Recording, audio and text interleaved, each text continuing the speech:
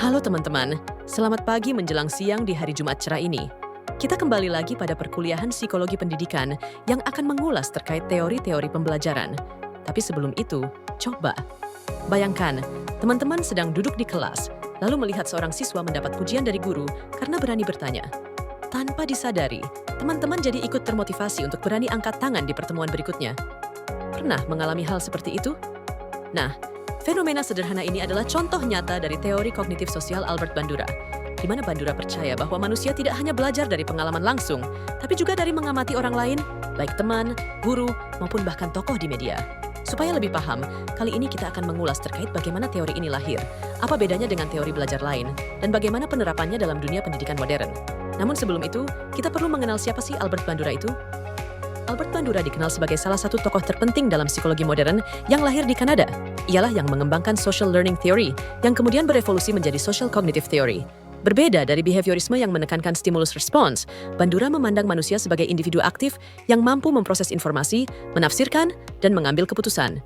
Salah satu eksperimen yang paling terkenal dari Bandura, ada Bobo Doll Experiment, menunjukkan bahwa anak-anak dapat meniru perilaku agresif orang dewasa hanya dengan mengamati, tanpa mengalami langsung.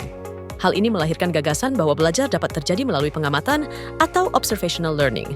Teman-teman pasti sudah paham dengan teori behaviorisme sebelumnya yang melihat bahwa belajar hanya sebagai hubungan stimulus dan respon, sehingga manusia dianggap pasif. Nah, di sini Bandura punya pandangan yang lain. Ia menegaskan manusia itu aktif, bisa berpikir, memilih, dan memutuskan tindakannya. Belajar tidak hanya dari pengalaman langsung, tapi juga dari mengamati orang lain. Itulah yang disebut observational learning. Contoh perbandingannya itu ketika ada aturan larangan menyontek. Pada teori behaviorisme, teman-teman akan takut karena nantinya akan dihukum. Sementara dalam teori kognitif sosial, teman-teman akan taat karena melihat teman yang lain dihukum atau taat karena meniru guru yang jujur. Dari sinilah muncul beberapa konsep penting dalam teori ini. Pertama, teori pembelajaran sosial. Bandura mengatakan, sebagian besar manusia belajar dengan cara mengamati orang lain. Intinya ada pada modeling. Kita meniru perilaku dari model yang kita lihat, baik itu guru, teman, atau bahkan media. Lingkungan memang memengaruhi kita, tapi perilaku kita juga bisa mengubah lingkungan. Kedua, ada konsep reciprocal determinism. Konsep ini menjelaskan bahwa pribadi, perilaku, dan lingkungan saling berinteraksi. Misalnya, seorang siswa yang percaya diri berani bertanya, lalu mendapat respon positif dari guru. Hasilnya, rasa percaya dirinya makin kuat. Jadi di sini, siswa bukan peserta pasif, melainkan agen aktif dalam proses belajar. Selanjutnya, kita masuk ke konsep penting yang disebut modeling atau peniruan. Bandura menjelaskan bahwa banyak perilaku manusia terbentuk karena adanya model yang ditiru. Menariknya, peniruan ini tidak selalu butuh hadiah atau hukuman. Hanya dengan mengamati saja, kita bisa menirukan suatu perilaku. Modeling sendiri bisa hadir dalam berbagai bentuk. Ada model verbal, misalnya instruksi guru, saat menjelaskan. Ada model langsung, yaitu perilaku nyata dari guru, orang tua, atau teman sebaya yang kita lihat sehari-hari. Lalu ada model imitasi, yaitu peniruan setelah melihat perubahan yang dialami orang lain. Dan terakhir ada model simbolik, yang kita dapatkan dari media seperti film, video, atau animasi. Semua ini membuktikan bahwa perilaku manusia bisa terbentuk dari berbagai sumber model yang kita amati. Nah, modeling ini erat kaitannya dengan konsep berikutnya, yaitu observational learning atau belajar melalui pengamatan. Menurut Bandura, kita tidak perlu selalu mengalami sesuatu sendiri untuk bisa belajar. Cukup dengan mengamati orang lain, kita sudah bisa menyerap perilaku tertentu. Proses observational learning ini berlangsung dalam 4 tahap. Pertama, atensi. Kita harus memberi perhatian penuh kepada model. Kalau kita tidak fokus, maka informasi tidak akan masuk. Contohnya, ketika guru mendemonstrasikan sebuah percobaan, siswa harus memperhatikan dengan saksama agar bisa menangkap detailnya. Tahap kedua adalah retensi.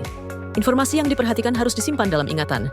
Di tahap ini, kita membuat semacam catatan mental atau bayangan di kepala. Misalnya, siswa mengingat langkah-langkah yang sudah dicontohkan guru, entah dengan menuliskannya atau mengulang dalam pikiran. Tahap selanjutnya adalah reproduksi.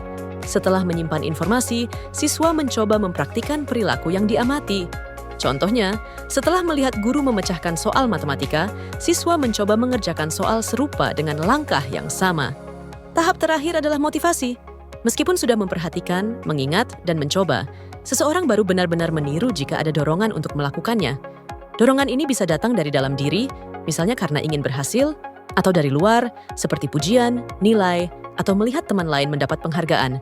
Jadi, modeling menyediakan contoh, sementara observational learning menjelaskan proses bagaimana contoh itu diubah menjadi perilaku nyata dalam diri seseorang. Nah, teman-teman, setelah kita memahami konsep utama dalam teori kognitif sosial Bandura, sekarang mari kita sama-sama menganalisis teori ini dan penerapan dalam pendidikan. Kalau kita berbicara tentang analisis teori kognitif sosial Albert Bandura, kita akan menemukan bahwa teori ini punya posisi yang sangat kuat dalam menjelaskan proses belajar manusia. Bandura mengingatkan kita bahwa belajar bukan hanya soal pengalaman langsung, tetapi juga bisa lahir dari apa yang kita lihat, dengar, dan amati dalam kehidupan sehari-hari. Inilah yang membuat teori ini punya banyak kelebihan. Kelebihan pertama adalah kemampuannya menjelaskan belajar melalui pengamatan. Siswa tidak harus mencoba sendiri untuk memahami sesuatu. Cukup melihat model, mereka sudah bisa belajar. Bayangkan seorang siswa yang melihat temannya maju presentasi dengan percaya diri, lalu mendapat apresiasi dari guru. Dari situ, tanpa harus mencoba dulu, siswa lain ikut belajar untuk berani tampil. Ini membuktikan bahwa teori Bandura sangat relevan, terutama di era digital, di mana anak-anak bisa belajar dari video, film, bahkan media sosial. Kelebihan kedua adalah sifat teori ini yang fleksibel. Ia tidak terbatas pada ranah akademik saja, tapi juga menyentuh aspek sosial, emosional, moral, bahkan pembentukan karakter. Artinya, teori ini bisa dipakai untuk menjelaskan bagaimana anak belajar menghitung, tapi juga bagaimana mereka belajar sopan santun, empati, hingga kepemimpinan. Namun, teori ini juga tidak lepas dari kelemahan. Salah satu masalahnya adalah sulitnya mengukur proses internal. Guru tidak selalu tahu apakah siswa benar-benar memperhatikan, mengingat, atau termotivasi, karena yang tampak biasanya hanya hasil akhir. Selain itu, teori ini juga sangat bergantung pada model. Jika model yang diamati negatif, misalnya tokoh media yang menunjukkan perilaku buruk, siswa bisa dengan mudah meniru hal yang salah. Ini yang membuat penerapan teori Bandura butuh pengawasan dan pengarahan yang bijak.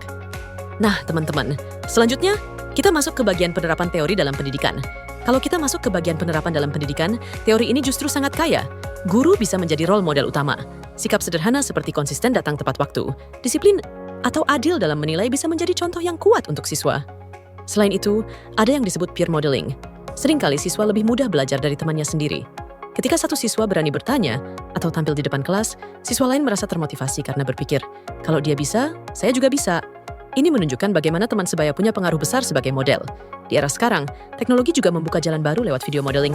Misalnya, siswa sekolah menengah kejuruan jurusan perhotelan bisa belajar standar pelayanan tamu dari video internasional sebelum mereka praktik. Dengan cara ini, mereka bisa mengamati langkah-langkah yang benar dan menirunya dengan lebih percaya diri. Selain itu, ada metode role play atau simulasi. Di kelas perbankan misalnya, siswa bisa mempraktikkan percakapan antara teller dan nasabah. Di kelas IPA, siswa bisa berperan sebagai peneliti yang melakukan eksperimen.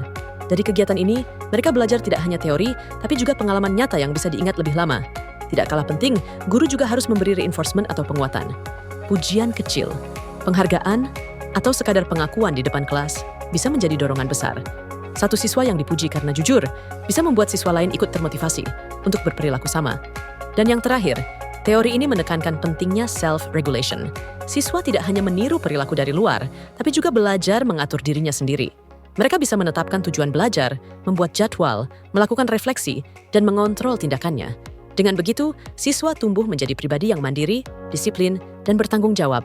Sebagai kesimpulan teman-teman, kalau kita tarik benang merah dari pembahasan tadi, intinya itu sangat sederhana.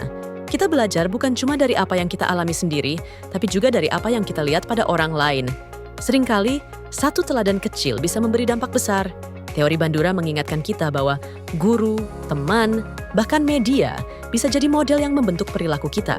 Yang perlu kita lakukan hanyalah memilih model yang tepat, menirunya dengan sadar, lalu mengembangkan diri kita sendiri. Jadi, belajar itu bukan hanya soal mendengarkan ceramah di kelas, tapi juga tentang bagaimana kita melihat, mencontoh, dan akhirnya membangun versi terbaik dari diri kita.